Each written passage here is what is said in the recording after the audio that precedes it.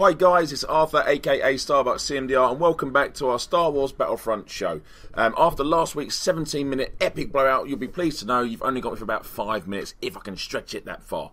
So I've got two things I want to talk about this week. There has been some more news, but I'm going to focus on two things in particular. One is EA driven, so it's something they've actually announced, and one thing is kind of what we've been piecing together and I've been confused about, and I said something in the last video, and yada yada yada. I'll get onto it in a minute. Right, so the first thing, in my last video, I mentioned that DICE were very cagey about how they worded some of their statements regarding the vehicles. They said some vehicles were you could pilot and some you could drive and some you could control. Obviously, the difference between controlling and driving. And we weren't really sure what that all meant, and was we reading too much into it, or is it actually going to be a case that all vehicles were fully pilotable? Maybe, I don't know. But they have come out and said, since the last video, that AT-AT walkers are not actually drivable in the sense they're free roaming. They are objectives that work on a map. Some people have got a sort of bemoaned this and said, "Oh no, that's not fair. I wanted to drive an AT-AT walker and blah blah blah." I don't know how I feel about it, to be honest. I'm actually quite enthused by this sort of this take on it. Bearing in mind, DICE have gone for their own version of Battlefront. It's not a remake. Okay, we're not remaking the same game. I love Battlefront. I absolutely do love it. I've been playing it recently on my 360.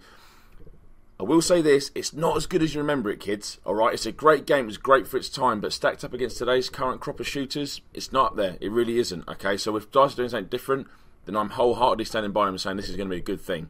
The fact that they're objectives and they slowly move towards their target will really help focus and drive gameplay.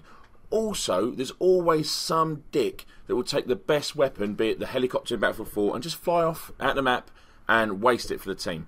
With them constantly moving towards an objective, that can't happen. And I actually think it's going to be a great way of channeling the action in particular areas. So I'm a real big fan of this. I think it's going to be okay.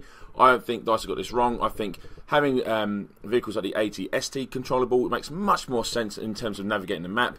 If you remember playing Battlefront on Hoth, it took ages, absolutely ages, to stomp along towards the shield generator. And it essentially was a really boring game. So I'm hoping that you can get into the AT-AT walkers, you can maybe walk around them, that maybe you can operate the guns and stuff like that, but I don't think you should be controlling them fully, like sort of steering where they go. I think they've made the right decision. But it'd be really cool to hear your comments in down here, below me, wherever that's going to be. So the second thing, which I really badly explained at the start of this video, is, again, in my previous video I analysed different segments, and I said on the Tatooine segment you see a sandcrawler and you see a moisture evaporator droids, Boba Fett and a crashed Star Destroyer. I'm being told that this is not Tatooine, and like I said, having looked at it again, I'm leaning towards the fact I was wrong.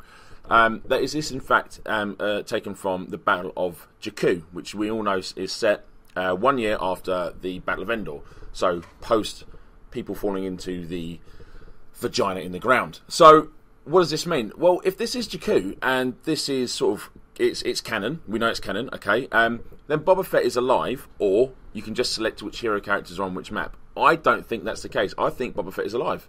I think that's probably the biggest part of this entire trailer for me, is the fact that Boba Fett is alive. If this is Jakku and not Tatooine, then Boba Fett somehow makes his way out of the Sarlacc pit, is a playable character, and obviously will have some form of axe to grind against some of the heroes. You know, I don't think his Han Solo is going to be top on his list of party invites and birthday cards. It could be that this is in fact Tatooine, and Star Destroyers playing into the ground are just one of the Levolution moments, and it's that Levolution moment will be replicated in a DLC. That's potentially not unheard of, and it can happen, and has happened in previous games in the past. But again, what are your thoughts? Is this Tatooine? Is this Jakku? Are you happy that Boba Fett's alive? Because I am. But one thing I will say is, I think it needed a bit more ceremony than just 2 seconds in a trailer. Guys, this is Boba Fett, the coolest bounty hunter in the galaxy, yeah? Before he's ruined by that guy who played him as a kid. But he's back. Boba Fett is back. So that's the news we've got at the moment. I'll be keen to see what you guys think about it. What you're looking forward to Star Wars Battlefront. What do you want to see in there? What's made you happy? What's made you sad? Leave the comments below. If you like this video, please share it, and please subscribe. And I'll catch you in the next one. Bye-bye.